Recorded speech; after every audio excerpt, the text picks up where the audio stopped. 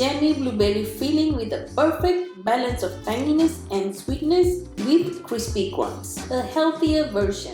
This recipe is going to be extremely easy and fast, so let's go and preheat our oven first. Portable oven thermometer ensures the correct temperature. We want it at 350 Fahrenheit. For the crumble, 1 cup of rolled oats. We're going to make this gluten-free, so instead of white flour, I'm going to use oat flour.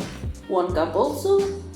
2 cups of unsweetened desiccated coconut, 1/4 teaspoon of salt, and 1 teaspoon of vanilla extract. Since this is a refined sugar-free recipe, so I'm going to use honey for the base and coconut sugar for the filling. To boost the flavor of the desiccated coconut, I'm using coconut oil. 1/3 cup goes in. And finally, zest of 1 whole lemon. This is going to make the crumble so aromatic. Now mix everything well.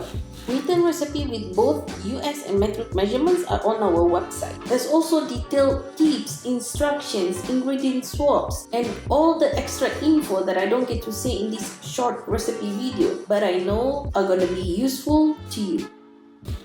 Moving on, so this is what you can end up with. This is a 9-inch pan that I've greased and lined. I'm just gonna put half of the crumble mixture for now. The other half is for the topping. Press evenly to the bottom of the pan, and I just like to use my fingers, it's easier. For the fillings, I have 2.5 cups of blueberries.